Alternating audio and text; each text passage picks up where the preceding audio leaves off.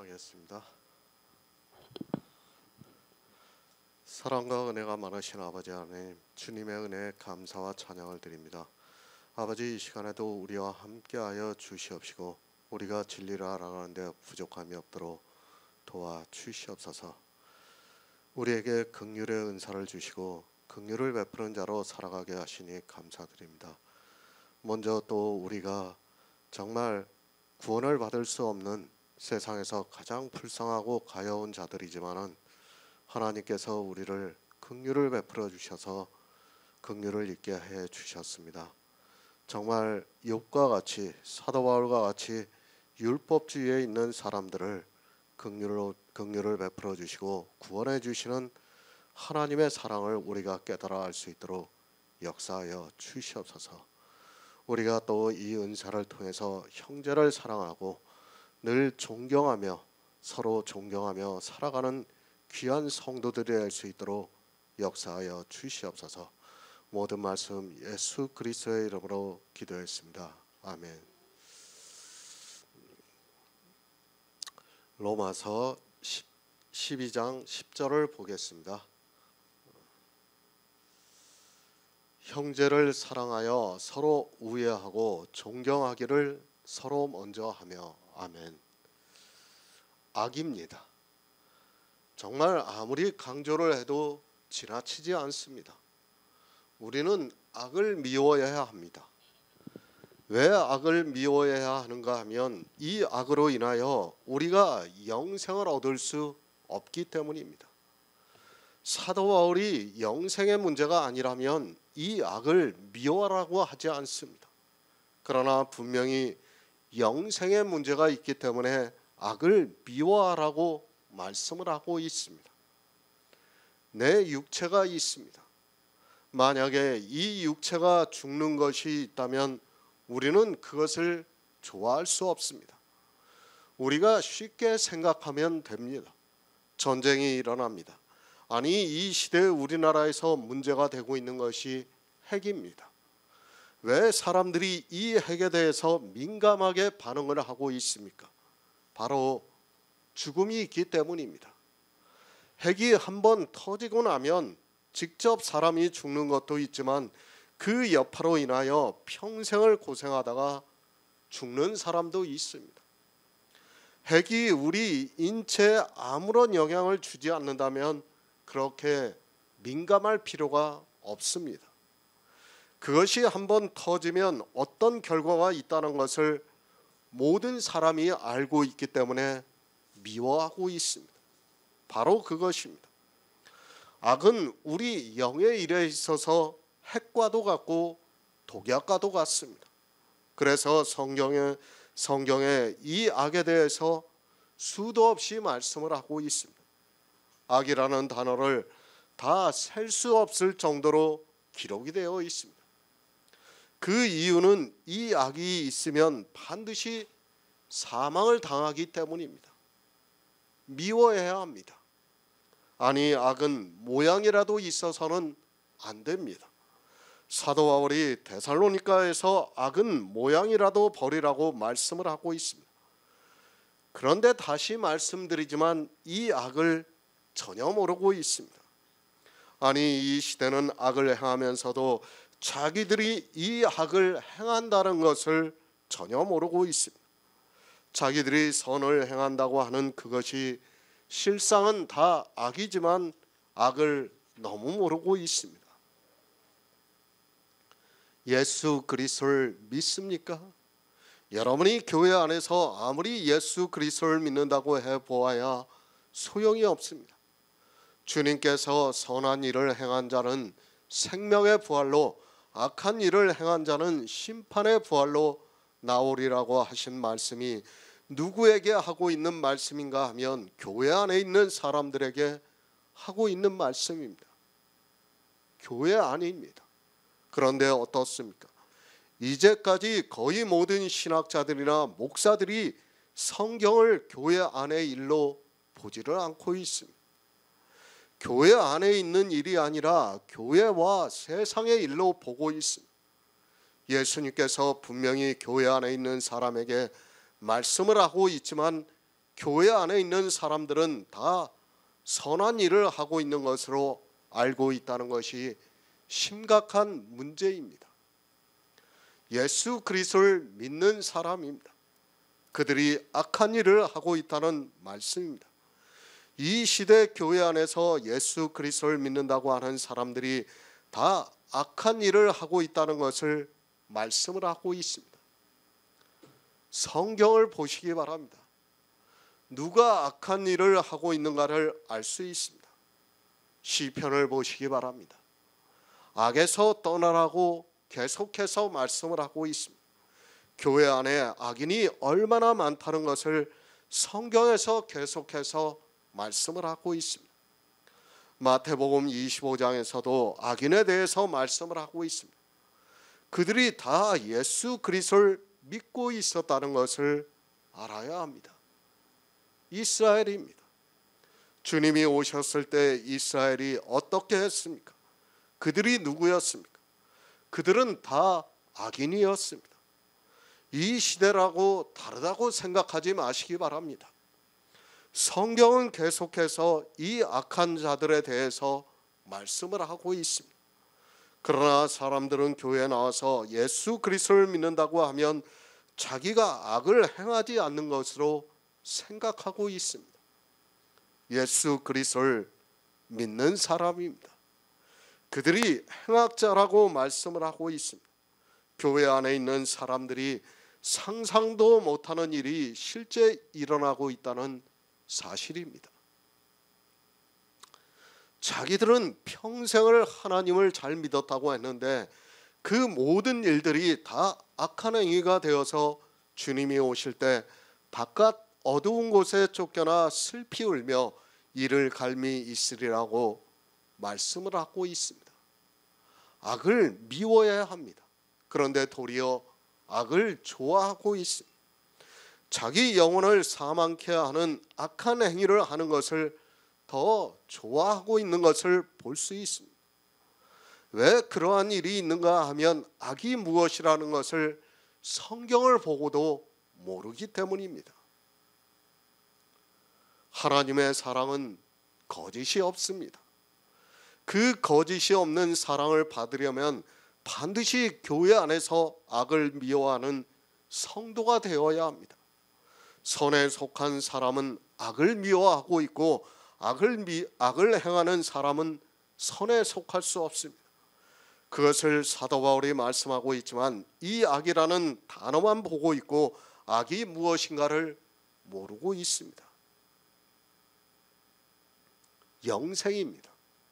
내가 왜 예수 그리스도를 믿어야 하는가를 알아야 합니다.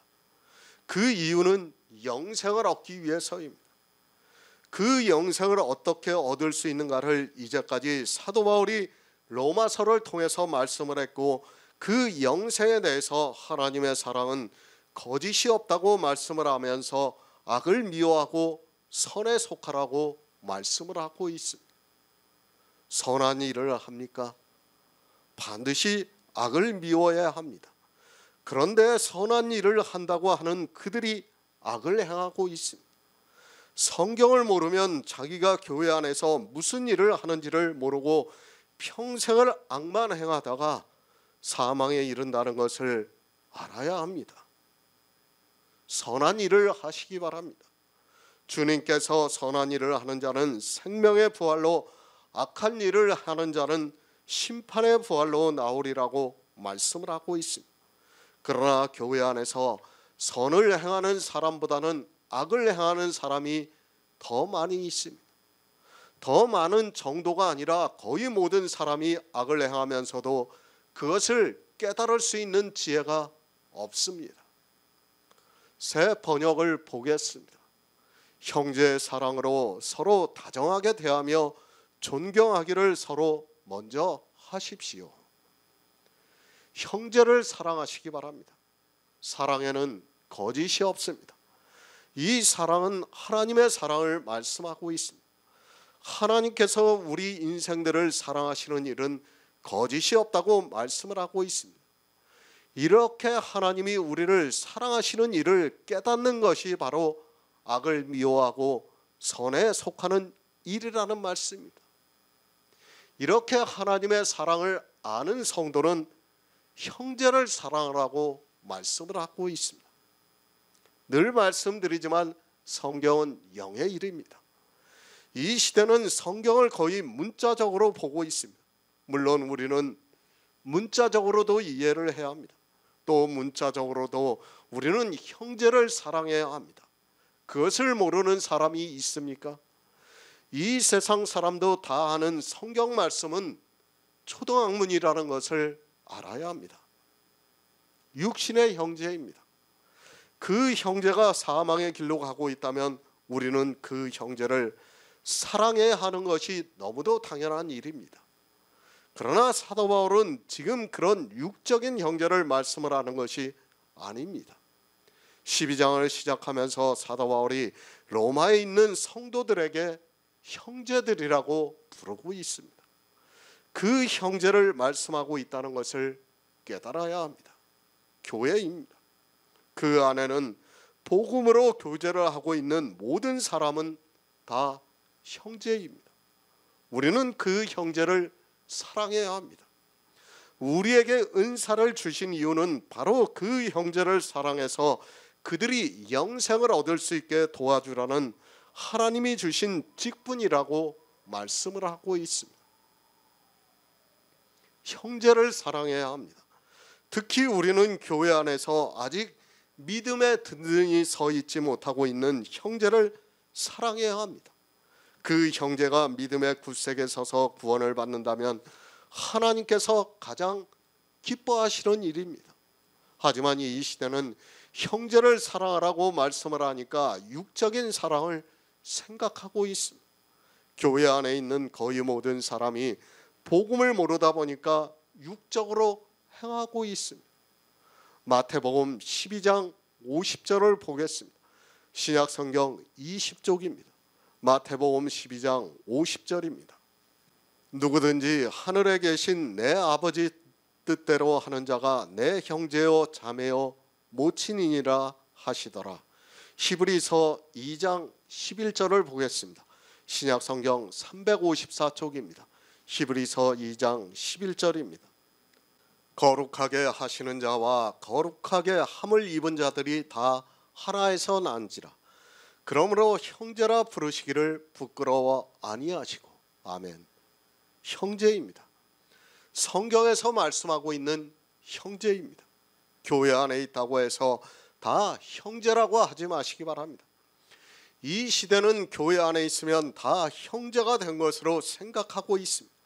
그리고 교회 안에 있다는 그 이유만으로 형제라고 부르고 있는 것을 볼 수 있습니다.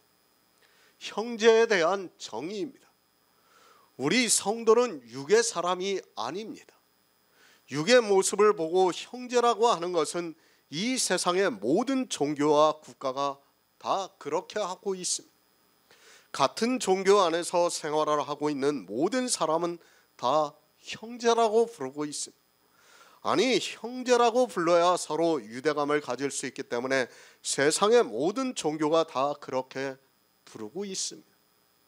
함께 예배를 드립니까? 함께 찬송가를 부르고 있습니까? 함께 기도를 하고 있습니까? 그리고 악수를 하고 있습니까? 그런 외적인 모습을 보고 형제라고 하지 마시기 바랍니다. 그것은 이 세상 종교에서 하는 행위입니다. 주님께서 말씀을 하고 있습니다. 누군가 와서 주님의 모친과 형제들을 보면서 당신에게 말을 하려고 밖에 섰다고 말을 하고 있습니다. 그때 주님께서 누가 내 모친이며 내 동생들이냐고 말씀을 하고 있습니다. 이 세상의 이성으로는 냉정하게 들릴지 모르겠지만 영의 일을 생각하면 너무도 당연한 말씀입니다. 누가 형제입니까? 이 세상에서 한 부모에게서 난 사람이 형제입니까? 우리가 성경을 보아서 잘 알고 있습니다. 같은 형제라 해도 구원을 받은 사람이 있고 버림을 받은 사람이 있습니다. 그 대표적인 말씀이 바로 에서와 야곱을 말씀하고 있습니다. 분명히 리브가의 뱃속에서 쌍둥이로 태어났지만 하나는 사랑을 받고 하나는 버림을 받고 말았습니다. 형제입니까? 에서와 야곱이 형제입니까? 물론 분명히 육적으로는 형제입니다. 우리가 육의 혈과 정을 가지고 있고 영에 대해서는 느낄 수 없기 때문에 이 형제에 대해서 끈끈한 정을 가지고 살아가고 있습니다. 그러나 성경은 그렇게 말씀하고 있지 않습니다. 형제가 아닙니다. 에서와 야곱은 형제라고 할 수 없습니다. 육적으로는 리브가의 뱃속에서 쌍둥이로 태어났지만 영의 일로는 전혀 다른 사람이 되고 말았다는 것을 성경이 가르쳐주고 있습니다. 늘 말씀드리지만 우리 육체는 지나가는 그림자에 불과합니다. 이 육체를 보고 실체라고 생각하는 사람은 아직 영의 일을 모르는 어리석은 사람입니다. 그림자입니다. 그리고 안개입니다. 잠시 보이는 것 같지만 사라지는 안개라는 것을 알아야 합니다. 그리고 우리의 실체는 영입니다. 이 영의 비밀을 모르는 사람은 성경을 아무리 보아도 깨달을 수 없습니다. 주님께서도 지금 영의 일로 말씀을 하고 있습니다. 누가 형제입니까? 하나님의 뜻대로 행하는 자라야 내 형제고 내 자매고 내 모친이라고 말씀을 하고 있습니다. 우리에게 말씀을 하고 있습니다. 하나님의 뜻대로 행하는 자라야 형제입니다. 주님께서도 먼저 하나님의 뜻대로 모든 구속의 일을 하셨습니다. 그리고 우리에게 하나님의 뜻이 무엇인가를 가르쳐 주셨습니다. 그러나 이 시대 기독교인들은 하나님의 뜻이 무엇인가를 모르고 있고 행하지도 않고 있는 것을 볼 수 있습니다. 아들을 보고 믿는 일입니다. 성경에서 예수 그리스도를 보고 믿는 성도가 하나님의 뜻대로 행하는 자입니다. 물론 이 시대 교회 안에 있는 기독교인들이 모두가 예수 그리스도를 믿는다고 말을 하고 있습니다. 그러나 이제까지 로마서를 보아서 알겠지만 율법을 단 한 가지라도 지키고 있는 사람은 예수 그리스도를 믿는 사람이 아닙니다. 예수 그리스도를 믿고 있습니까? 성경에서 예수 그리스도를 믿으라고 해서 믿고 있습니까? 그것의 조건이 율법을 지켜서는 안 된다는 것을 이제까지 사도 바울이 말씀을 하고 있습니다. 율법을 지키면서 예수 그리스도를 믿는다고 하는 사람들은 스스로에게 속고 있는 사람입니다. 아들을 보고 믿습니까? 이 시대 기독교인들은 아들을 보고 믿는 자가 아니라 율법을 지키고 있는 사람들입니다. 그것을 사도 바울이 선에 속하지 않고 악을 행하고 있다고 말씀을 하고 있습니다. 악을 미워하고 선에 속하라고 하고 있지만 도리어 악을 행하면서 선에 속하지 않고 있는 것을 볼 수 있습니다. 성경을 바로 알아야 합니다. 그러나 이 시대 기독교인들은 맹목적으로 믿는다고 하면 자기들이 예수 그리스도를 믿는 것으로 생각하고 있습니다. 실상은 이스라엘의 바리새인들과 같이 율법을 지키는 자들이지만 그것을 깨달을 수 있는 지혜가 없어서 예수 그리스도와 형제가 되기를 거절하고 있습니다. 형제입니다. 우선은 분명히 성경에서 아들을 보고 믿는 자가 되어야 합니다. 그것이 하나님의 뜻이라고 말씀을 하고 있고 아버지의 뜻대로 행하는 자라야 내 형제요 내 자매요 내 모친이라고 말씀을 하고 있습니다. 이렇게 아버지 뜻대로 행하는 자만이 하나에서 났다고 말씀을 하고 있습니다. 거룩하게 하시는 자입니다. 그리고 거룩함을 입은 자입니다. 거룩하게 하시는 자는 예수 그리스도입니다. 그리고 거룩함을 입은 자는 성도들입니다. 이 둘이 하나에서 났다고 말씀을 하고 있습니다. 어떻게 하나에서 났는가 하면 영으로서 하나에서 났다고 말씀을 하고 있습니다. 예수 그리스도입니다. 영으로 부활을 하셨습니다. 그리고 우리에게 성령을 보내주셨습니다. 그 성령으로 말미암아 우리 안에 예수 그리스도의 영이 거하시고 있습니다. 이렇게 영으로 하나님께 하나에서 난 자만이 형제가 된다는 것을 말씀을 하고 있습니다. 그러니까 영원한 생명이 있는 자만이 서로 형제가 될 수 있다고 말씀을 하고 있습니다. 이 세상입니까? 우리가 보고 있는 이 세상은 주님이 오시면 다 사라지고 맙니다. 우리가 보고 있는 육체 역시 죽으면 그것으로 끝이 나고 사라지고 맙니다. 반드시 내 안에 성령이 오셔서 모든 진리 가운데로 인도함을 받아서 그리스도의 영이 거하고 있어야 합니다. 육체의 모습입니까? 그것을 보고 형제라고 하지 마시기 바랍니다. 반드시 하나에서 난 자라야 형제라 부를 수 있습니다. 우리 안에 그리스도의 영이 거하지 않으면 형제가 될 수 없습니다. 우리가 이 세상을 사는 자가 아니라 내세를 소망하고 그것을 실상으로 바라보고 있습니다. 그 실상에 함께 살아갈 수 있어야 형제라고 부를 수 있습니다. 이해가 안 됩니다. 이 세상의 이성으로는 성경에서 말씀하는 형제를 이해할 수 없습니다.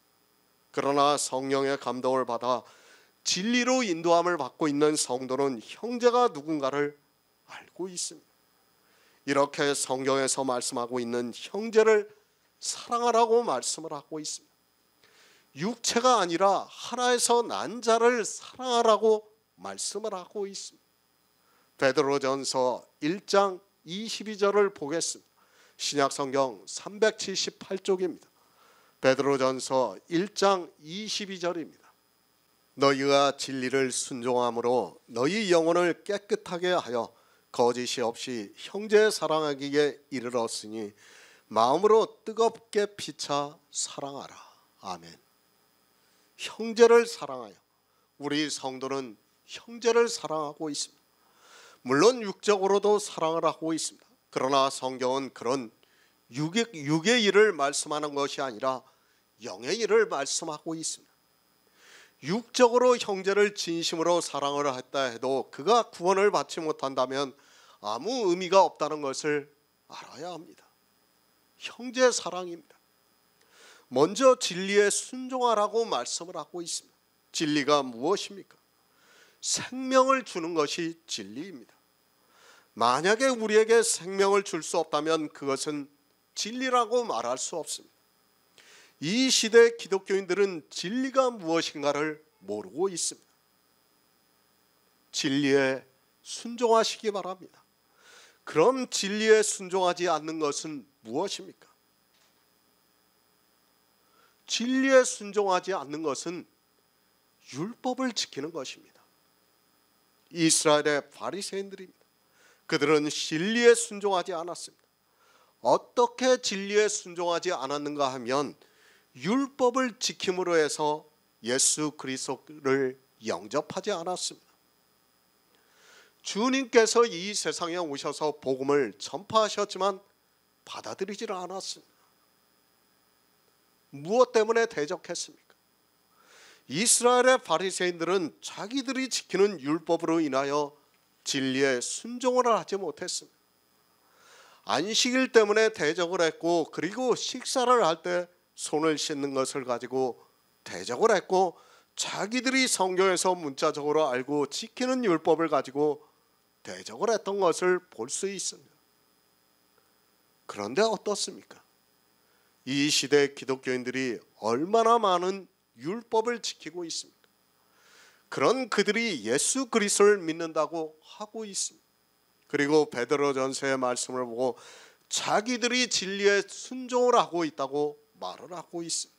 그러나 그들은 이스라엘의 바리새인들과 같이 율법을 지키면서 진리에 순종을 하지 않고 있습니다. 11조를 내고 있습니까? 소득의 11조를 내면서 진리에 순종한다고 하지 마시기 바랍니다. 그는 주님께서 이 세상에 오셔서 이루신 구속의 일을 믿지 않는 사람입니다. 성경에도 없는 소득의 11조를 내면서 바리새인이 되어 있는 자기들을 깨닫지 못하고 있습니다. 소득의 11조는 바리새인이 만든 11조지 성경의 율법으로 기록된 11조가 아니라는 것을 알고 있어야 합니다. 형제를 사랑합니까? 그럼 먼저 진리에 순종하는 자가 되시기 바랍니다. 진리에도 순종치 아니하는 사람이 어떻게 형제를 사랑할 수 있습니까?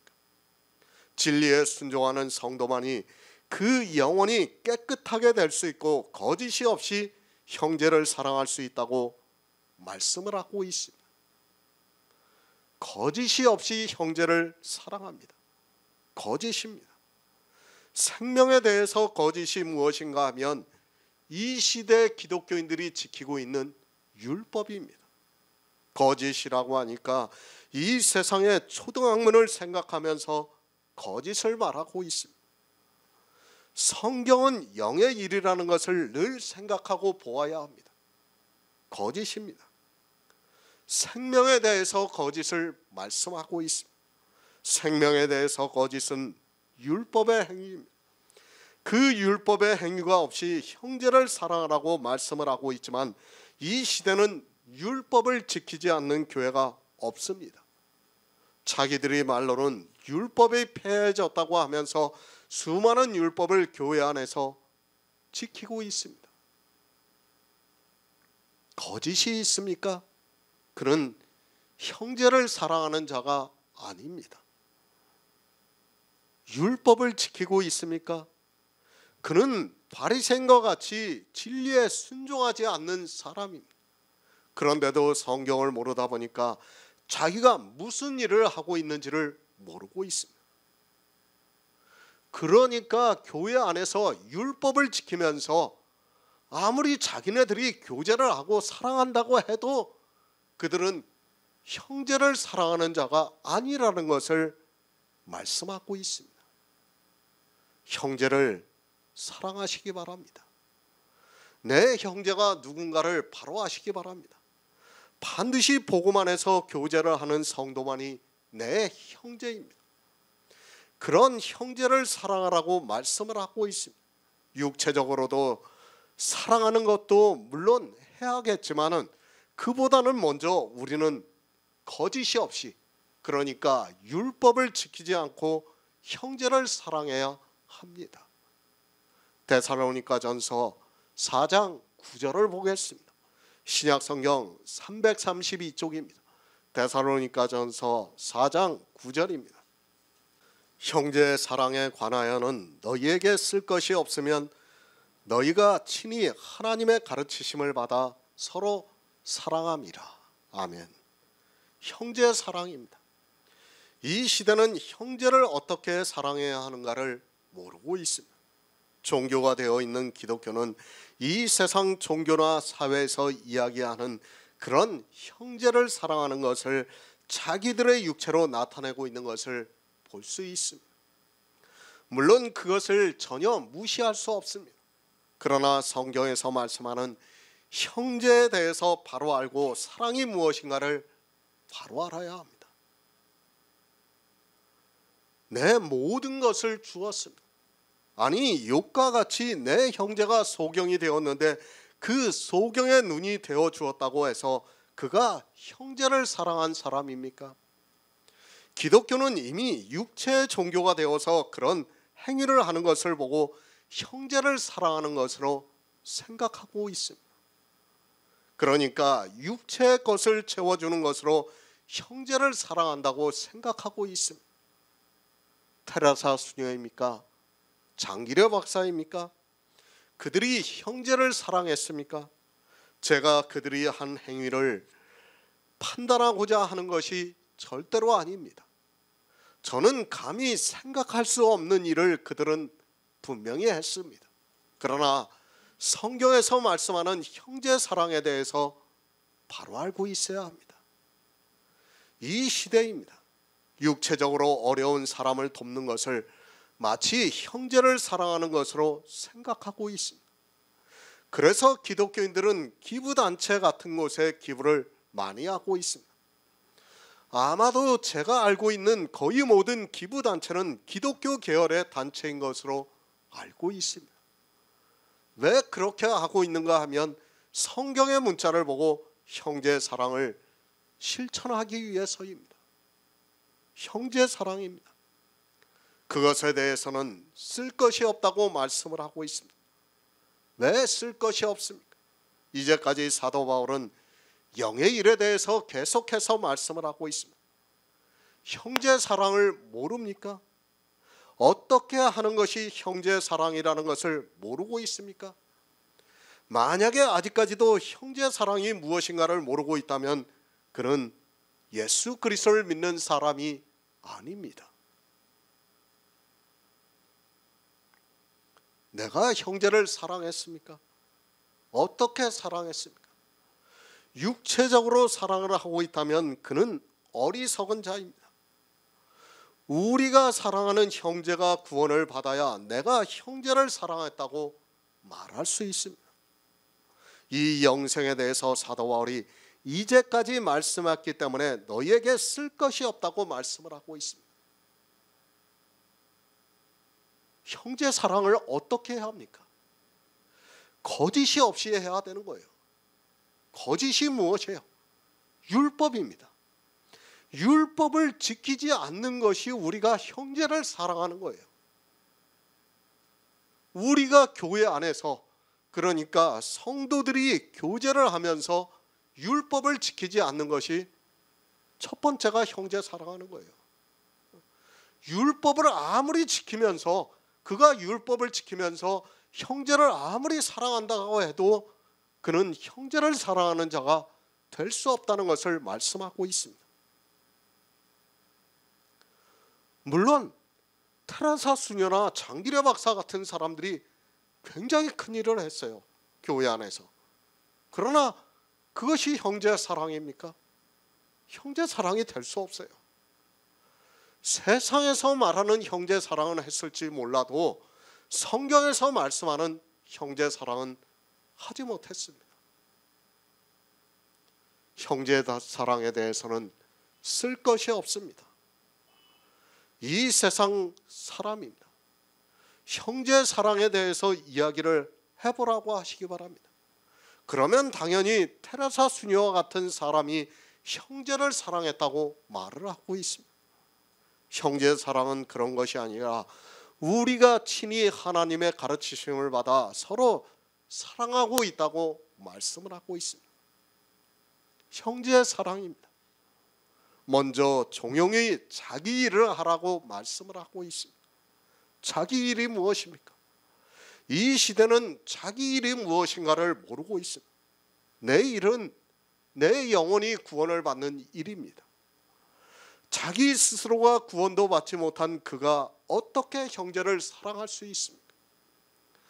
먼저 종용이 내가 내 일을 해서 구원을 받아야 그 다음에 형제를 사랑할 수 있습니다. 그렇지 않습니까? 내가 구원도 받지 못한 사람이 어떻게 형제를 사랑할 수 있습니까? 먼저 영생이에요.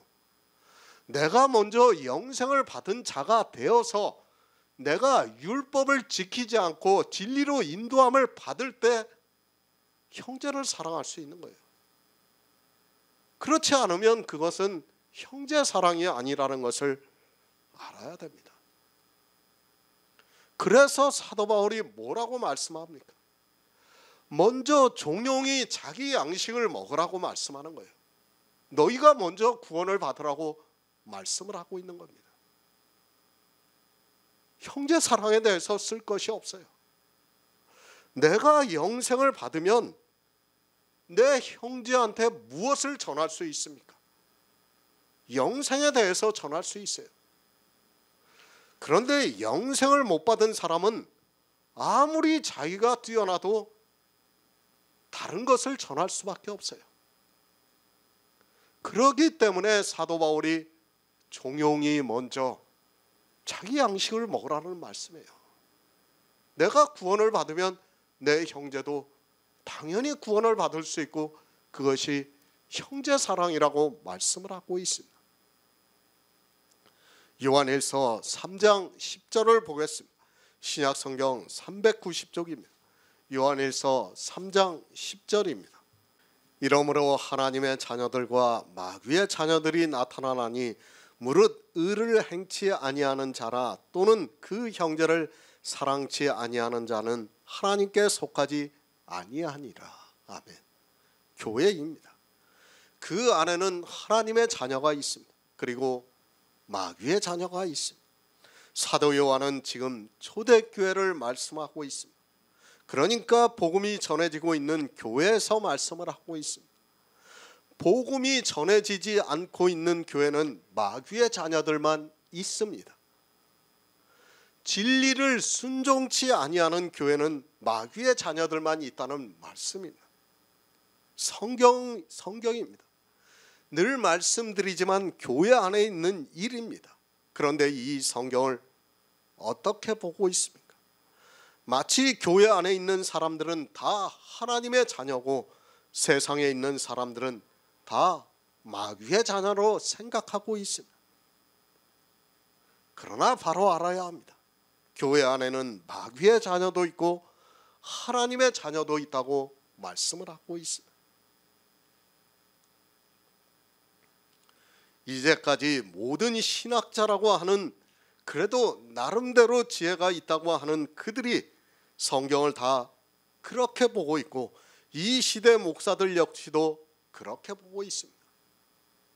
성경을 교회 안과 교회 밖으로 보는 거예요. 이해가 안 돼요. 깨달아질 수가 없습니다. 성경은 반드시 교회 안의 일로 봐야 합니다. 아담의 아들입니다. 아담은 오실자의 표상이기도 합니다. 또 하와는 교회를 예표하기도 합니다. 그 아들 중에 가인이 있고 아벨이 있습니다.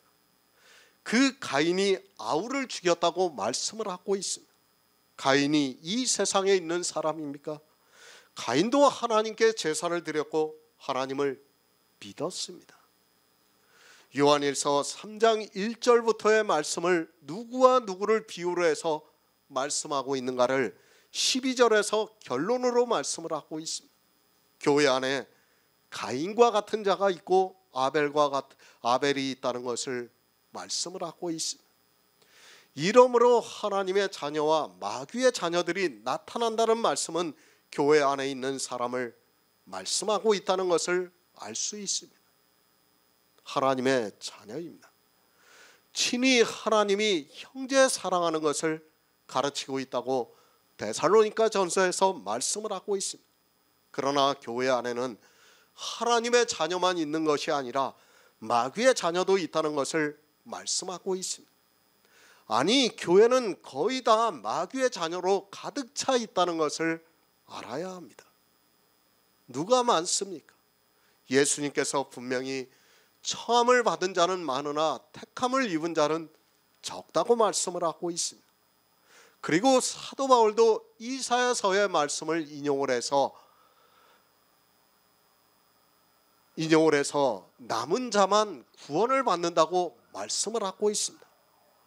이스라엘의 수가 바다 모래 같을지라도 남은 자만 구원을 받는다고 말씀을 하고 있습니다. 마귀의 자식입니다. 이스라엘의 수가 바다 모래 같을지라도 그들은 모두가 마귀의 자식이라고 말씀을 하고 있습니다. 그렇다면 이스라엘만 그렇습니까? 그것이 아니라 이방의 교회도 마찬가지입니다. 이제까지, 아니 오늘날 얼마나 많은 사람들이 하나님을 믿는다고 하고 있습니까?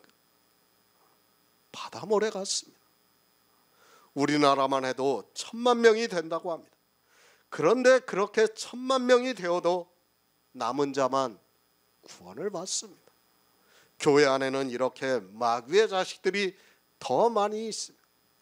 정말 우리는 성경을 성경으로 보고 어떻게 말씀하고 있는가를 바로 깨달아야 합니다. 하나님의 자녀입니다. 의를 행하고 있다고 말씀을 하고 있습니다. 의를 어떻게 행하고 있습니까? 예수 그리스도께서 이 세상에 오셔서 이루신 구원을 받을 수 있는 의, 그러니까 의롭다 함을 얻을 수 있는 의를 믿고 있다는 말씀입니다. 이렇게 의를 행하면 형제를 사랑하고 있다고 말씀하고 있습니다. 의를 행하시기 바랍니다. 율법을 지키지 말고 주님이 이루신 의를 믿으시기 바랍니다. 우리가 의롭다 하심을 얻을 수 있는 의를 믿으시기 바랍니다. 이렇게 의를 믿는 성도만이 형제를 사랑할 수 있습니다.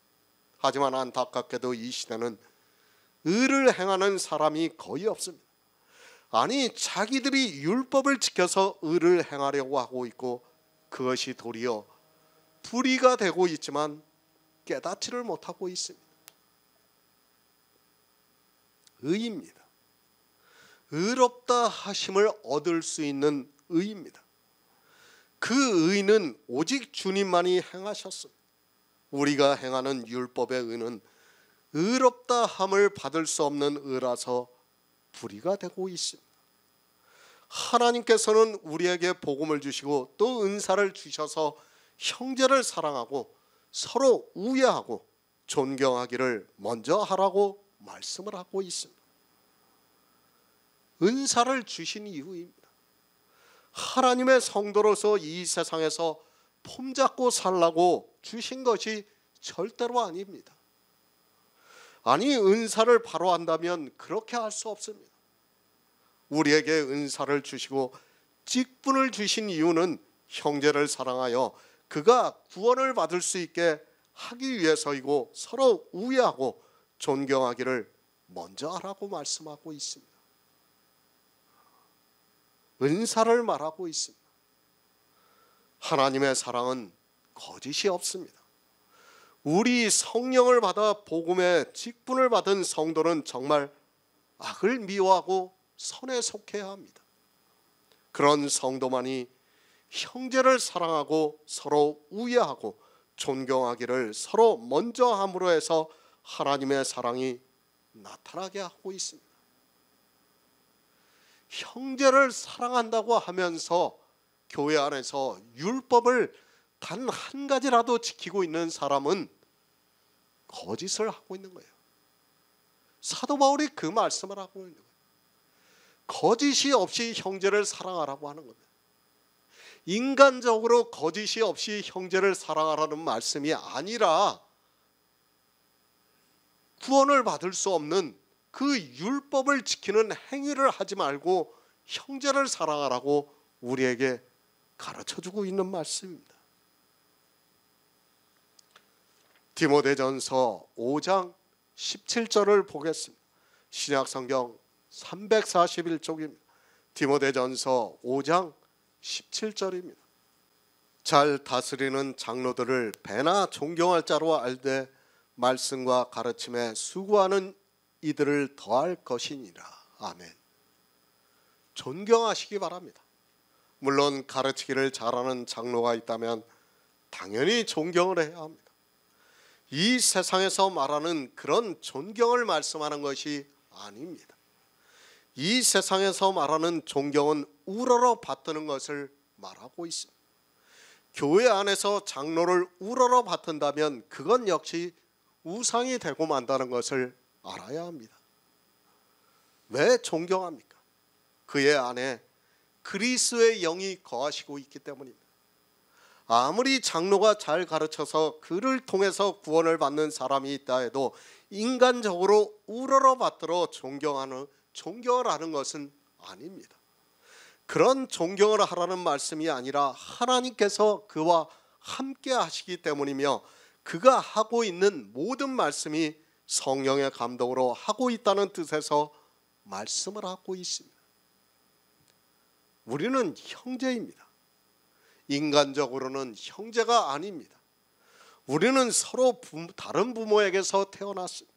그러나 우리 성도는 하나님께로서 난 자들이라고 말씀을 하고 있습니다. 하나님께서 우리 성도들을 긍휼히 여겨주심으로 해서 원 돌감람나무 가지에서 찍어 본성을 거스리는 좋은 감람나무에 접붙이셨습니다. 구원은 하나님의 주권입니다. 우리 한 사람이 다 하나님의 택하심을 따라 구원을 받았습니다. 그런 성도라면 우리는 서로 존경을 해야 합니다. 우리 안에 있는 그리스도의 영이 어떠한 생명이라는 것을 알고 있다면 서로 존경하기를 먼저 하는 것이 당연하다고 생각합니다. 육의 일이 아닙니다. 성경에서 이런 말씀을 보면 많은 사람들이 인간적으로 존경의 모습을 나타내고 있는 것을 볼 수 있습니다. 분명히 알아야 합니다. 지나친 존경은 도리어 그에게 해가 된다는 것을 알아야 합니다. 잘 가르치지도 못하는데 존경을 하면 그는 자기가 잘 가르치는 것으로 착각하게 되어 있고 그로 인하여 많은 사람이 사망에 이르게 되어 있습니다. 지나친 존경과 지나친 겸손입니다. 성경에 이런 말씀이 있다고 해서 교회 안에서 지나치게 하는 사람들이 있습니다. 왜 그렇게 하는가 하면 영의 일을 모르고 성경에 문자적으로 보고 있기 때문입니다. 그가 구원을 받은 형제인가도 알지 못하고 성경의 문자를 보고 서로 존경하라고 하니까 그렇게 하고 있는 것을 볼 수 있습니다. 형제입니다. 누구로 말미암은 형제입니까? 하나님의 은혜로 말미암은 형제라는 것을 알고 있어야 합니다. 그리고 그가 반드시 구원을 받은 자여야 합니다. 그러나 이 시대 기독교는 자기들이 구원을 받았는지 아니면 버림을 받은 자인가도 모르면서 성경의 문자를 보고 지나치게 겸손의 모양을 나타내고 있는 것을 볼 수 있습니다. 은사를 각자가 받았습니다. 그리고 교회 안에서 서로 직분을 따라 일을 합니다. 그렇게 은사를 받은 성도는 한 형제입니다. 그 형제들이 서로 사랑하며 서로 우애하고 존경하기를 서로 먼저 하라고 말씀을 하고 있습니다. 서로 각각의 받은 은사가 다를지라도 그가 받은 은사를 존경해야 합니다. 왜 존경해야 합니까? 그리스도의 영이 있기 때문입니다. 그리스도의 사람이기 때문에 서로 존경하라고 말씀을 하고 있어요. 교회는 하나입니다. 이 시대 기독교가 되어 있고 또 교회마다 서로 교제가 없다고 보는 것이 맞습니다. 어느 누가 남의 교회에 가서 간섭을 해서도 안 되고 또 누가 은사가 있다고 해서 그 교회에 가서 함부로 그 은사를 따라 자기 직분을 행할 수 있는 것이 아닙니다. 그러나 초대교회는 달랐습니다. 사도 바울이 로마에 있는 교회에 보내는 편지입니다. 그러나 그 로마의 작은 교회들이 많았습니다. 그 교회들이 서로 교제가 되었습니다. 우리 교회라는 생각을 하지 않았습니다. 당시 교회는 모두가 하나의 교회라는 것을 생각해야 합니다. 그럼 그 교회 안에는 예언의 은사를 받은 사람도 있고 그 교회는 섬기는 은사를 받은 사람도 있습니다. 그 교회들이 서로 만나고 있었습니다. 아니, 그들은 자기 교회라는 생각부터 없었습니다. 지금과 같이 자기들이 돈을 내서 건물을 짓는 그런 교회가 아니었습니다. 초대교회는 주님의 아내라는 것을 알고 있었습니다. 그 안에 서로 다른 은사로 직분을 행하고 있었고 그런 형제가 서로 사랑하고 우애하고 존경하기를 서로 먼저 하라고 말씀을 하고 있습니다. 대형 교회입니다. 초대교회는 지금과 같은 대형 교회가 없었습니다. 아니, 있을 수도 없었다는 것을 알아야 합니다. 당시에 핍박을 많이 받았기 때문에 여러 사람이 많이 모여 있는 것 자체가 안 되었던 시대입니다. 그런 때에 아주 작은 교회들이 있었고 그 교회는 모두가 한 교회라고 믿었습니다. 쉽게 말씀드립니다. 지금 동작구 인구만 해도 한 제가 알기로는 50에서 60만 명이 되는 걸로 알고 있습니다. 그럼 대방동도 있고 노량진동도 있고 상도동도 있습니다. 당시에는 교통이 발달을 하지 않아서 서로 이동을 한다는 것이 쉽지 않았습니다. 그러나 모든 교회는 주님이 세우신 한 교회라고 받아들였습니다. 그 각각의 교회가 한 교회로 서로 부족한 것을 채워주면서 복음을 전했습니다. 은사가 다 다릅니다. 비록 은사가 다 다를지라도 형제였습니다. 주님 안에서 서로 형제가 되었습니다. 그렇게 형제가 되어 있는 그들에게 사도 바울이 형제를 사랑하여 서로 우애하고 존경하기를 서로 먼저 하라고 말씀을 하고 있습니다. 그들이 은사를 따라 자기 직분을 행할 때 서로 존경하라고 이 말씀을 하고 있습니다. 제가 12장에서 은사를 계속해서 말씀을 드렸어요. 그렇죠. 그 은사를 한 교회 모든 사람이 가지고 있었던 게 아니에요. 이 교회는 가르치는 은사가 있고 이 교회는 권위하는 은사가 있고 예언의 은사가 있고 다 달랐어요. 그러다 보니까 지금 로마서 12장에서 이 말씀을 하고 있는 거예요. 그러니까 서로 다르게 살아가고 있었지만 어떻게 합니까? 서로 교회가 교제를 했어요. 그러니까 어떻게 하라고요? 서로 존경해 주라는 얘기예요. 그 사람들을. 지금 그 말씀을 하고 있는 겁니다. 사실 지금은 형제가 너무 적습니다. 그러다 보니까 은사를 받은 사람도 거의 없고 행할 수 있는 사람도 거의 없습니다. 그럴지라도 우리 가운데 은사가 있으면 그를 서로 사랑하여 서로 우애하고 서로 먼저 존경하라고 말씀을 하고 있습니다. 우리가 전하고 있는 이 복음을 통해서 초대교회 같은 그런 역사가 우리 가운데서 일어나기를 바라고 있습니다. 로마서 12장 11절을 보겠습니다. 신약성경 256쪽입니다. 로마서 12장 11절입니다. 부지런하여 게으르지 말고 열심을 품고 주를 섬기라. 아멘. 새 번역을 보겠습니다. 열심을 내어서 부지런히 일하며 성령으로 뜨거워진 마음을 가지고 주님을 섬기십시오. 누구에게 하고 있는 말씀입니까? 지금 사도 바울은 계속해서 은사에 대해서 말씀을 하고 있습니다. 그러니까 교회 안에서 은사를 받은 형제들에게 이 말씀을 하고 있습니다. 이 은사에 대해서는 다시 말씀드릴 필요가 없을 정도로 이미 자세하게 말씀을 드렸다고 믿고 있습니다. 부지런입니다. 우리는 이 단어의 뜻을 아주 잘 알고 있습니다. 그래서 성경에서 이런 단어가 나오면 자기 육체의 행위로 부지런하게 일을 하고 있는 사람들이 참 많이 있습니다. 여러분이 바로 알아야 하는 것이 있습니다. 지혜로운 성도가 부지런하면 그것이 축복이 되지만 은사를 받지 못한 자가 부지런하면 그것은 재앙이 되고 있습니다. 은사입니다. 솔직히 이 시대 앞에서 말씀을 드린 은사에 대해서 바로 이야기하는 목사가 어디 있습니까?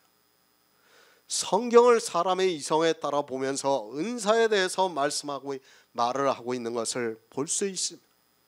그런 사람의 이성을 따라 이 은사를 행하려고 하는 것은 부지런히 행하는 것은 도리어 교회 안에 있는 모든 사람에게 재앙이 된다는 것을 알고 있어야 합니다. 누구에게 부지런하라고 말씀을 합니까? 이 은사를 받은 형제들입니다. 그러니까 하나님으로부터 직분을 받은 형제들에게 말씀을 하고 있습니다. 그러나 이 시대 기독교인들은 이 은사를 거의 사람의 이성에 따라 성경을 보면서 이야기를 하고 있습니다. 은사에 대해서 정확히 아는 성도가 부지런해야 합니다. 하나님이 기뻐하시는 거룩한 산제사입니다. 이는 우리의 드릴 영적 예배라고 말씀을 하고 있습니다. 이것이 무엇인가 하면 이 세대를 본받지 말고 오직 마음을 새롭게 함으로 변화를 받아 하나님의 선하시고 온전하신 뜻이 무엇인가를 분별하고 있는 성도들에게 하고 있는 말씀입니다. 육체의 일이 아닙니다. 이 시대 기독교는 육체적으로 너무 부지런하고 있습니다. 그 부지런함이 도리어 진리를 알아가는 데 있어서 방해가 되고 있습니다.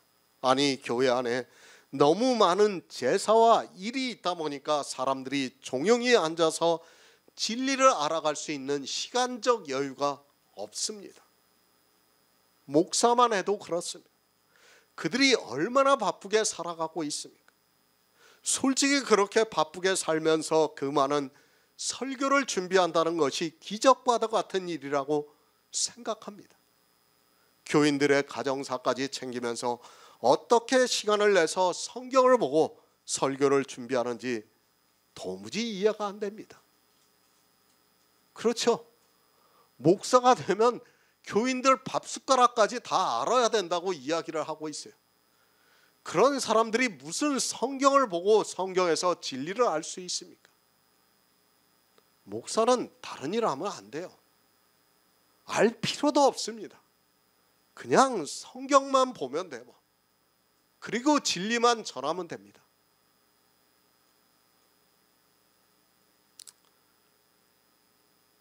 정말 성경을 보면서 우리는 부지런하게 복음에 대해서 알아가야 합니다. 이 시대의 목사들을 보시기 바랍니다. 그들이 얼마나 부지런합니까? 매일 새벽 예배를 드리고 있습니다. 그리고 자기가 기도하는 사람이라는 것을 보여야 하니까 시간을 정해놓고 기도를 하고 있습니다. 또 새로 나오는 노래들을 불러야 합니다. 그것뿐입니까? 수요 예배가 있습니다. 금요 철야 예배가 있습니다. 주일이라는 날에 예배가 최소한 2번은 있습니다. 그리고 교인들은 자기가 무슨 일을 하나 하더라도 어린아이와 같이 목사에게 전화를 해서 물어보고 목사의 말을 듣고 그 일을 하고 있습니다. 제가 일일이 다 열거를 할 수 없을 정도로 육체적으로 부지런하게 살아가고 있습니다. 심지어는 어떻습니까? 제가 예전에 다니던 교회도 그랬는데 차를 새로 사면 가서 기도까지 해줬어요. 그렇죠? 몰라요. 큰 교회는 안 그랬는지 몰라도 작은 교회는 그렇게 했습니다. 솔직히 그런 목사들이 무슨 성경을 볼 수 있습니까? 존경스럽습니다.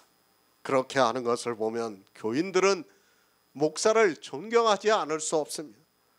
정말 자기들을 위해서 수고하는 그 일들을 생각하면 목사가 이야기하는 모든 것이 다 진실과 같이 받아들여지게 되어 있습니다. 그것이 기독교라는 종교라는 것을 알아야 합니다. 사도 바울이 그런 것으로 부지런하라고 이 말씀을 하고 있습니까? 하지 말아야 할 것을 가지고 부지런을 떨고 있는 것을 볼 수 있습니다. 그런 것은 실상은 종교의 틀에 가두는 일이라는 것을 모르고 목사도 당연하게 생각하고 있고 그 교회 안에 있는 교인들도 그것을 너무도 당연하게 받아들이고 있습니다. 잠언 1장 28절을 보겠습니다. 구약성경 912쪽입니다. 잠언 1장 28절입니다. 그때에 너희가 나를 부르리라. 그래도 내가 대답지 아니하겠고 부지런히 나를 찾으리라. 그래도 나를 만나지 못하리니. 아멘. 지혜가 부릅니다. 길거리에서 부르며 광장에서 소리를 높이며 환호하는 길머리에서 소리를 지르며 성문 어귀와 성중에서 그 소리를 바라고 있지만 사람들이 듣지를 않고 있습니다. 우리는 정말 성경을 바로 알아야 합니다. 지금 이 말씀을 누구에게 하고 있는 것입니까? 이스라엘입니다. 하나님께서 이스라엘을 이렇게 부르시고 있지만 그들은 듣지를 않습니다. 이것이 이스라엘의 일만 됩니까? 그것이 아니라 이 시대 기독교인들 역시 마찬가지라는 것을 알아야 합니다. 하나님께서는 정말 지금도 우리를 구원하시기 위해서 잠언의 말씀과 같이 소리를 지르면서 부르고 있지만 성경을 보는 사람들이 깨닫지를 못하고 있습니다. 너무 게으릅니다. 아니, 하나님께서 소리를 지르면서 부르시고 있지만 아예 귀를 닫고 들으려고 하지 않고 있습니다. 우리에게 구원을 받을 수 있는 성경을 주시고 성령을 보내주시고 있지만 이 시대 역시 성경을 사람의 이성으로 보면서 전혀 들으려고도 하지 않고 있습니다. 하나님께서 선지자들을 이스라엘에 계속해서 보내주시지만 그들이 어떻게 했습니까?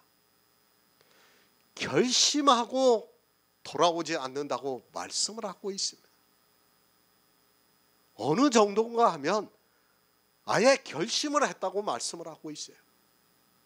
그것이 이스라엘이에요. 우리는 성경을 바로 알아야 됩니다. 영생입니다. 계속해서 말씀드릴 수밖에 없습니다. 유일하신 참 하나님과 그의 보내신 자 예수 그리스도를 아는 것이라고 말씀을 하고 있습니다.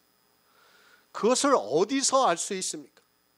하나님께서 우리에게 알 수 있게 정말 구원을 받을 수 있는 성경을 주셨습니다. 성경입니다. 얼마나 감사합니까? 이 성경이 있기 때문에 우리가 이 시대의 성경을 보고 하나님을 알고 있습니다. 성경에서 성령의 감동을 받아 유일하신 참 하나님과 그의 보내신 자 예수 그리스도를 알고 있습니다. 우리는 이것을 알기 위해서 부지런해야 합니다. 새벽 예배를 드립니까? 교회에서 하고 있는 모든 예배를 드리고 있습니까? 그리고 기도를 하고 늘 찬송가를 부르고 있습니까? 그런 그들이 어떻게 하고 있습니까? 지혜가 소리를 지르면서 부르는 소리를 듣지를 않고 있습니다. 그런 제사에 빠져 지혜가 부르는 소리를 들을 시간이 없습니다. 이 시대에 성령을 보내주시고 있지만 감동을 받을 시간이 없습니다. 얼마나 어리석습니까? 예배를 다 드리면 뭐합니까? 아니, 세상 사람들이 성도라 부르면 뭐합니까? 정말 중요한 것은 내 영혼의 구원입니다. 그런데 이 시대는 제사에는 너무도 부지런한 그들이 이 영생에 대해서는 하나님께서 부르시고 있어도 들으려고도 하지 않고 있습니다. 얼마나 감사합니까?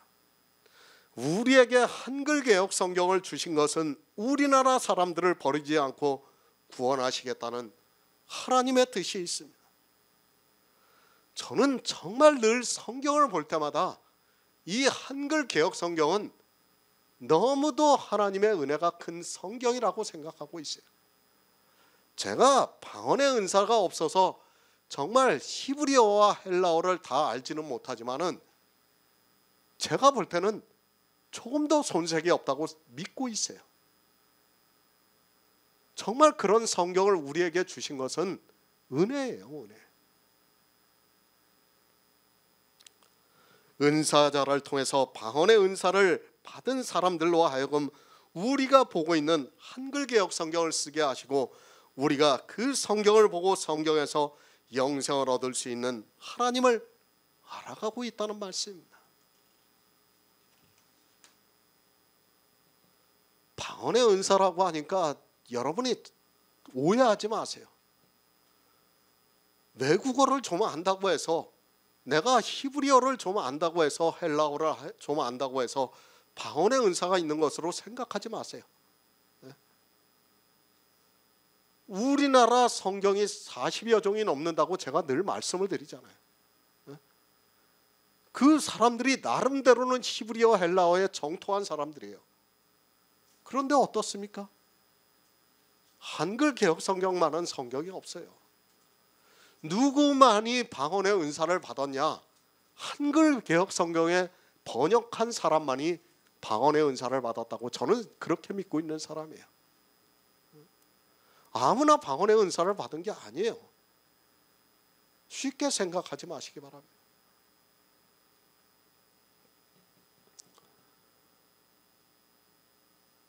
영생이 무엇인가를 알고 부지런하시기 바랍니다.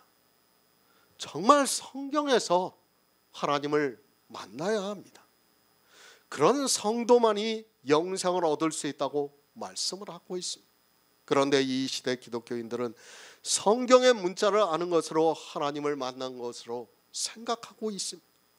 하나님을 만나지도 않은 그들이 교회에 나와서 제사를 드리면서 하나님을 만난 것으로 생각하고 자기들이 부지런하다고 생각하고 있습니다. 청년의 때입니다. 우리가 하나님을 만날 시간이 청년의 때라는 것을 알아야 합니다.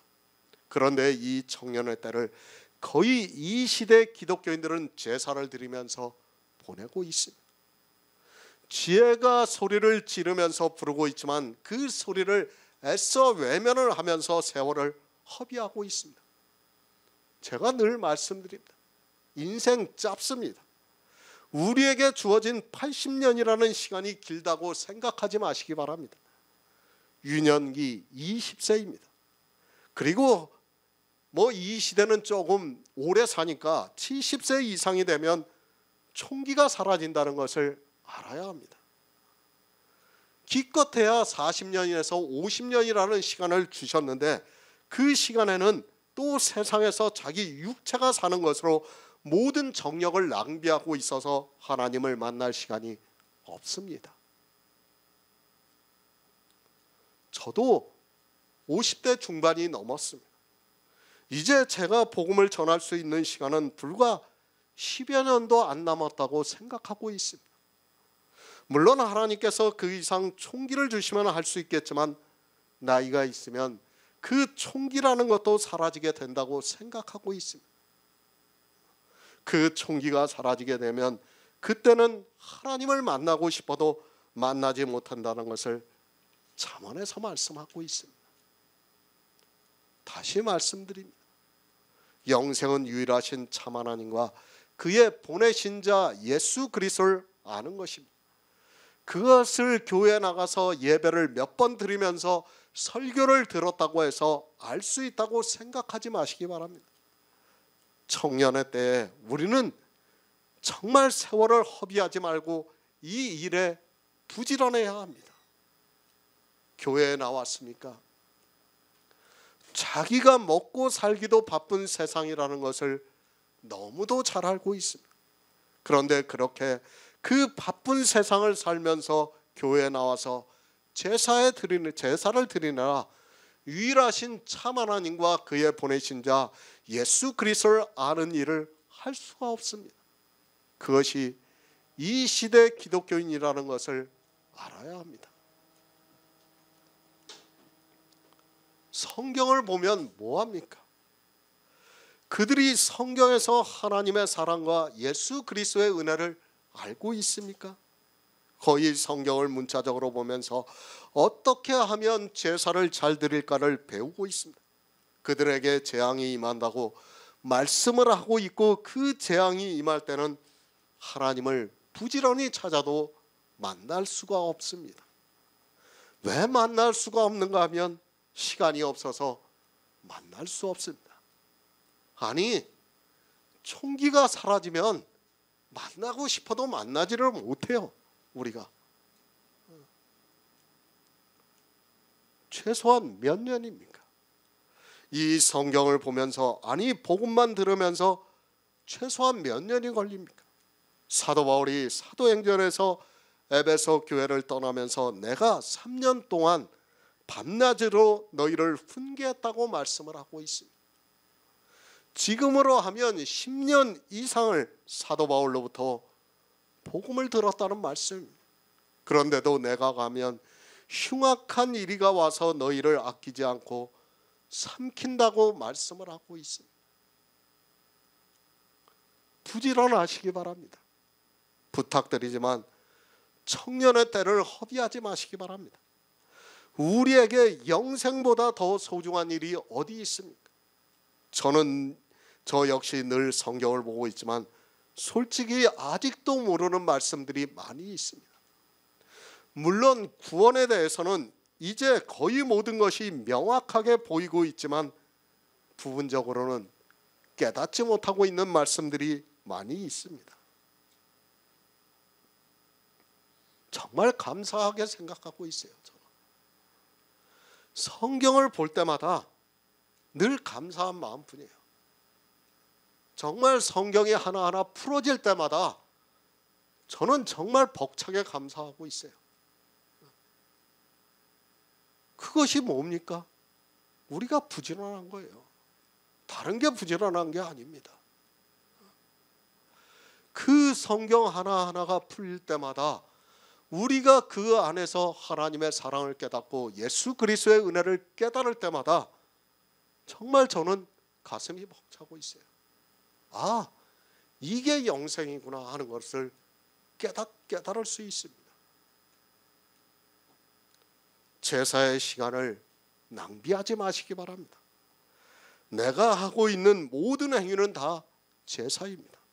예배, 기도, 찬양, 그리고 교회 안에서 하는 모든 일, 내가 내 몸으로 하는 모든 일들이 다 제사라는 것을 알아야 합니다. 우리는 그런 것에 낭비할 시간이 없다는 것을 늘 기억하고 성경을 보면서 성령의 감동을 받아 하나님을 만나는데 정말 힘써서 부지런하게 일을 해야 합니다. 부지런해야 합니다. 이 부지런하는 것이 무엇인가는 8절에서 은사에 대해서 말씀할 때 이미 말씀을 드렸습니다. 우리는 영생에 대해서 부지런한 성도가 되어야 합니다. 그러나 안타깝게도 이 시대 기독교인들은 제사에는 열심을 내고 있지만 영생에 대해서는 전혀 부지런하지 않고 있습니다. 마태복음 25장 26절을 보겠습니다. 신약성경 44쪽입니다. 마태복음 25장 26절입니다. 그 주인이 대답하여 가로되 악하고 게으른 종아, 나는 심지 않은 데서 거두고 해치지 않은 데서 모으는 줄로 내가 알았느냐. 아멘. 부지런하시기 바랍니다. 사도 바울이 우리 은사를 받은 성도들에게 말씀을 하고 있습니다. 무엇에 대해서 부지런해야 하는가 하면 영생에 있어서 부지런해야 합니다. 늘 말씀드리고 있지만 우리는 이 영생을 위해서 예수 그리스도를 믿고 있고 성경을 통해서 지혜를 얻고 있습니다. 달란트의 비유입니다.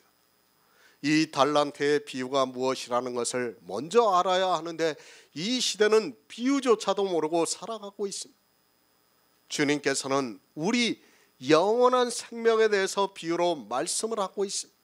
그러니까 영원한 생명을 달란트라고 하시면서 이 생명을 얻으라고 우리에게 말씀을 하고 있습니다. 그러나 교회 안에는 생명의 달란트를 얻지 못하고 있는 사람들이 많이 있습니다. 교회입니다.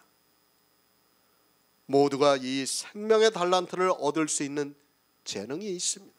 교회 안에 있는 모든 사람은 하나님께서 이 재능을 주셨다고 말씀을 하고 있습니다.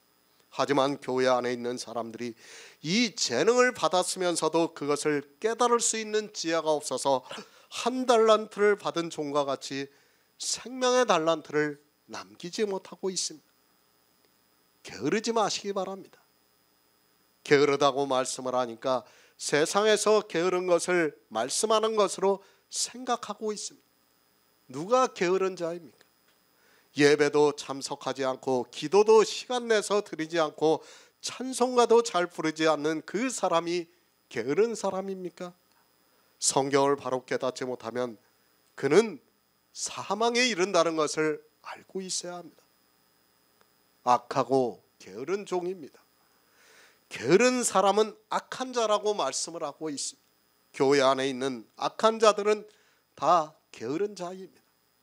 그러니까 생명에 대해서 하나님께서는 모든 사람들에게 재능을 주셨는데 이 게으르고 악한 종은 그 재능이 자기에 있는 줄을 모르고 도리어 악한 일만 하다가 생명을 얻지 못하는 것을 게으르다고 말씀을 하고 있습니다. 실제 게으른 것이 아닙니다. 생명에 대해서 게으른 사람을 말씀하고 있습니다. 이 게으른 사람이 누구입니까? 바리새인들과 같이 율법을 지키면서 영원한 생명을 얻지 못하는 사람들을 게으르다고 말씀을 하고 있습니다. 교회 안에서 너무 부지런한 사람이 생명에 대해서는 게으르다는 것을 알고 있어야 합니다. 내가 교회 안에서 율법을 지키면 복음에 대해서는 게으를 수밖에 없어요. 그렇지 않습니까? 내가 한 가지를 하면 한 가지에 대해서는 게으르게 되어 있어요. 반드시 그렇게 되어 있어요. 이 시대를 보시기 바랍니다. 교인들이 얼마나 부지런합니까? 그러나 실상은 그들은 다 게으른 자라는 것을 알고 있어야 합니다. 자기 안에 영원한 생명이 있는지 없는지조차 모르고 자기가 믿음에 서 있는지조차 모르고 그저 교회 안에서 그들이 요구하는 일에 열심을 내서 따라가고 있는 것을 볼 수 있습니다. 생명입니다.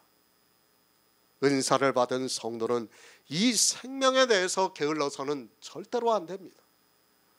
다른 것은 조금 게을러도 괜찮습니다. 예배 못 드리면 어떻습니까? 기도를 시간 내서 못하면 어떻습니까? 아니 아무것도 못하면 어떻습니까? 그러나 이 악하고 게으른 종이 되어서는 절대로 안 됩니다. 제가 속담을 인용을 하죠. 꽝 잡는 게 매라는 거 말 있지 않습니까? 아무리 비난을 받아도 내가 영생을 얻으면 다 얻은 거예요. 그거는 좀 심한 말 같지만은 그렇지 않습니까? 영생을 얻지 못한다면 그건 아무것도 아니에요. 성경을 냉정하다고 생각하지 마세요. 성경은 우리에게 영생에 대해서 말씀하고 있어요. 이 영생을 말씀할 때는 정말 냉정하게 말씀하고 있다는 것을 우리가 깨달아야 됩니다.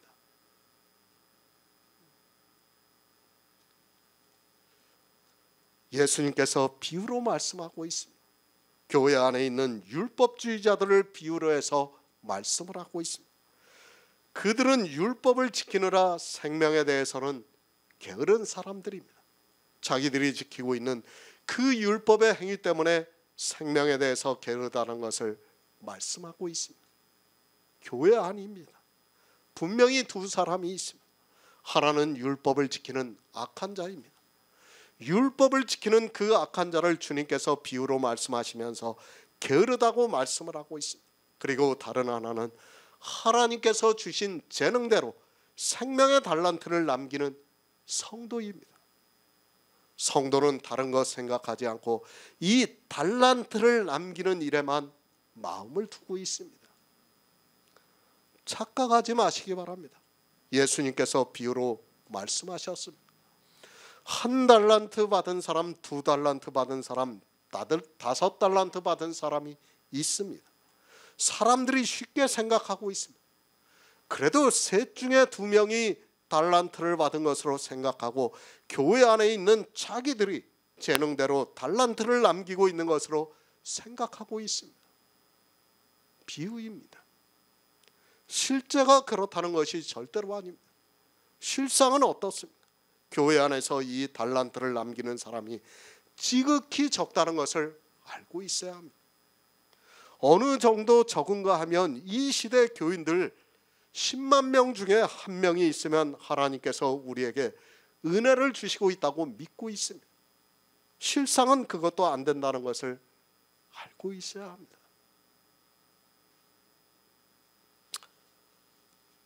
누가 그래요? 제가 이제 여기서 이렇게 모임을 갖는다고 하니까 몇 명이냐고 그러더라고요. 한 10명 된다 얘기를 했어요. 그랬더니 저를 위해서 하는 말이에요. 좀 많아졌으면 좋겠다. 그래서 제가 그랬어요. 이 10명이 정말 적은 숫자가 아니다. 정말 성경을 바로 안다면 이 10명이라는 숫자는 어마어마한 숫자다. 이거는 우리가 성경을 보세요. 저는 성경을 볼 때마다 늘 느끼고 있어요. 정말 많은 숫자예요. 이거는. 저는 정말 그렇게 느끼고 있어요. 사람들은 우리 보고 적다고 생각할지 몰라도 저는 한 번도 그렇게 생각하지 않아요. 너무 많아요. 너무 많다고 하는 표현은 좀 그렇지만은 많아요. 하나님께서 이 시대 우리에게 정말 은혜를 주시는 거예요. 이 정도 인원이라면. 정말 우리는 그 은혜에 감사하면서 살아가야 됩니다. 베드로후서 1장 8절을 보겠습니다. 신약성경 384쪽입니다. 베드로후서 1장 8절입니다. 이런 것이 너희에게 있어 흡족한즉 너희로 우리 주 예수 그리스도를 알기에 게으르지 않고 열매 없는 자가 되지 않게 하려니와. 아멘. 게으른 자입니다. 그들은 성경에서 예수 그리스도를 알기에 너무도 게으른 자입니다. 솔직히 이 시대 목사들이라고 하는 사람들을 보면 예수 그리스도에 대해서 아는 사람이 거의 없습니다. 성경은 우리에게 게으르지 말라고 말씀하고 있지만 성경의 문자를 아는 것으로 자기들이 성경을 아는 것으로 생각하고 있습니다. 영생입니다. 하나님께서 보내신 자 예수 그리스도를 알아야 합니다. 성경에서 예수 그리스도를 알아야 영생을 얻을 수 있다는 말씀이며 그렇게 영생을 얻은 자가 열매가 있는 자라고 말씀을 하고 있습니다. 그러나 예수 그리스도를 전혀 모르고 있습니다. 누가 압니까? 이 시대 우리나라에 있는 목사들 중에서 예수 그리스도를 아는 사람이 있으면 이야기해 보시기 바랍니다. 성경에서 문자로 적혀 있는 예수 그리스도를 아는 것을 가지고 안다고 하지 마시기 바랍니다. 솔직히 말씀드려서 이제까지 나온 성막론 책 한 가지만 보아도 예수 그리스도를 아는 사람이 없었다는 것을 쉽게 알 수 있습니다. 제가 늘 말씀드립니다. 안타까운 면이에요.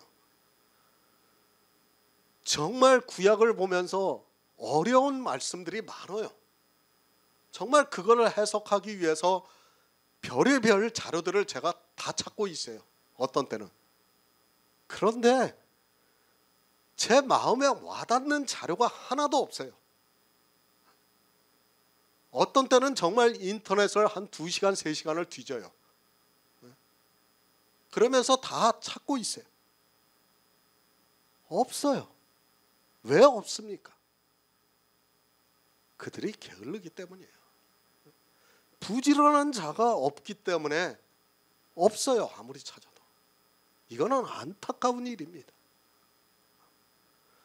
예수 그리스도를 알아야 합니다. 예수 그리스도를 모르면 그는 게으른 자입니다. 게으른 것으로 끝이 나면 그나마 다행이겠지만 열매가 없다고 말씀을 하고 있습니다. 영생을 얻지 못한다고 말씀을 하고 있습니다. 왜 예수 그리스도를 알기에 게으르지 말라고 말씀하고 있습니까? 그것이 영생이기 때문입니다. 성경에서 예수 그리스도를 모르면 그는 영생을 얻을 수 없습니다. 그런데 이 시대 목사들은 예수 그리스도에 대해서 전혀 모르고 있습니다. 아니 이제까지 기독교라는 종교에서 나온 모든 책들을 쓴 사람들은 예수 그리스도를 전혀 모르고 있습니다. 그들이 왜 예수 그리스도를 모릅니까? 게으르기 때문입니다. 기독교라는 종교에 대해서는 너무도 부지런합니다. 그러나 예수 그리스도를 아는 데 있어서는 너무도 게으릅니다. 기독교 2000년 동안 교회사와 그리고 교리를 배우다 보니까 예수 그리스도를 아는 것에 있어서는 너무도 게으른 자들이 되었습니다. 제가 설교를 좀 써요. 그런데 얼마 전부터 이제 제사에 대해서 이제 번제, 소제, 화목제, 속제제, 속건제 이걸 좀 쓰고 있어요. 지금 화목제까지 썼는데 정말 어려워요.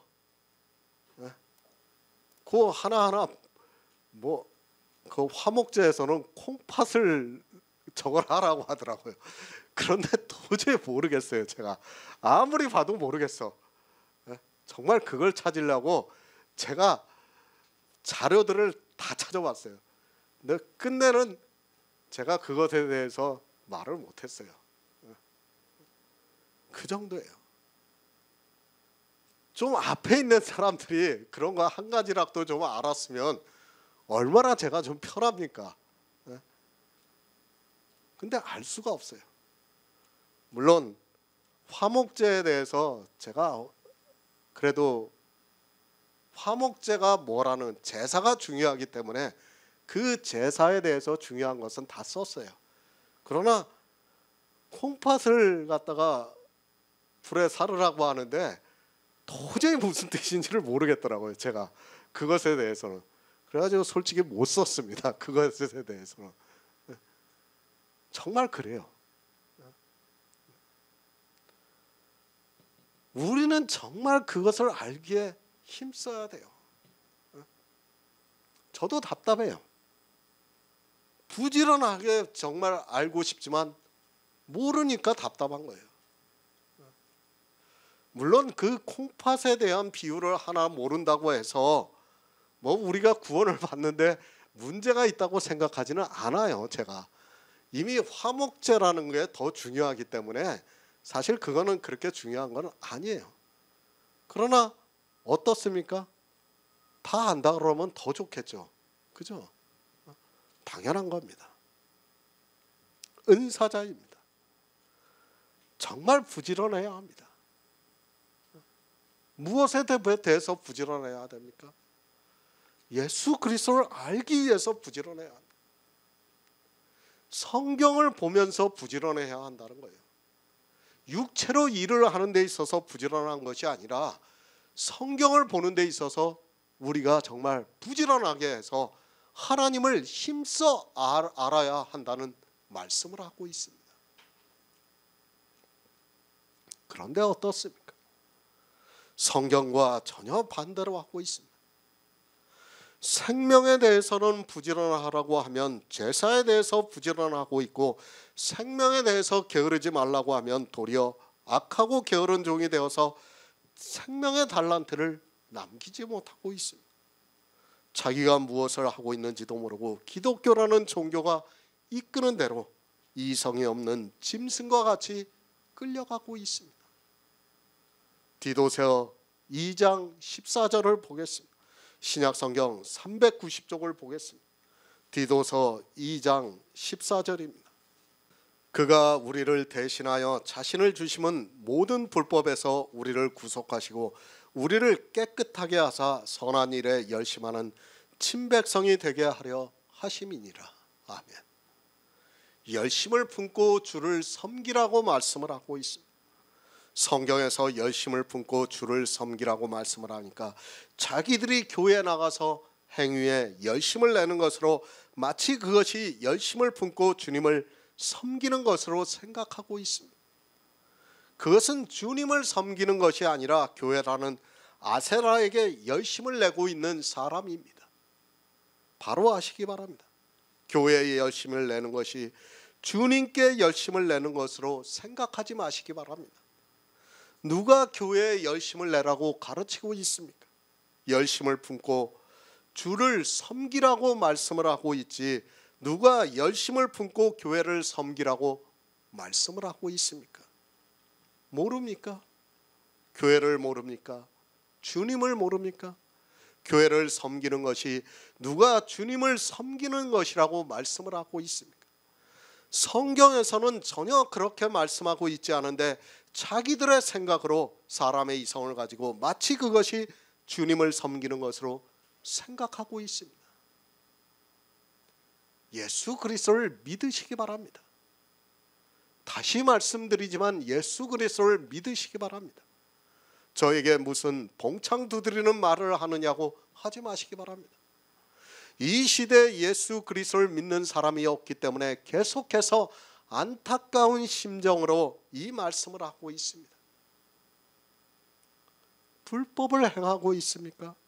그는 예수 그리스도를 믿는 사람이 아닙니다. 율법을 지키고 있습니까? 그것이 불법입니다. 우리에게 생명을 주는 것이 아니라 저주를 받게 하는 그것이 불법이라는 것을 아시기 바랍니다. 주님께서 모든 불법에서 우리를 구속하시고 우리를 깨끗하게 하셨습니다. 그런데 이 시대 예수 그리스도를 믿는다고 하는 사람들이 모두가 불법을 행하고 있습니다. 율법을 지키고 있습니다. 그들은 예수 그리스도를 믿는 사람이 아닙니다. 아니 율법을 모르기 때문에, 아니 성경을 모르기 때문에 율법을 지키고 있습니다. 성경에서 예수 그리스도를 알면 율법을 절대로 지키지 않는데 전혀 예수 그리스도를 모르기 때문에 율법을 지키고 있습니다. 선한 일에 열심을 내시기 바랍니다. 선한 일이라고 하니까 교회 안에서 율법을 지키는, 아니 제사를 하는 그런 행위를 가지고 선한 일이라고 하지 마시기 바랍니다. 성경에서 예수 그리스도를 알아 믿는 그것이 선한 일입니다. 그 일에 열심을 품고 주를 섬기라고 말씀을 하고 있습니다. 예수 그리스도를 믿으시기 바랍니다. 그 전제 조건이 율법을 버리는 행위입니다. 그 악한 일을 버리고 선한 일에 열심을 내는 친백성이 되어서 복음의 직분을 맡은 자로 살아가는 성도가 되시기를 바랍니다.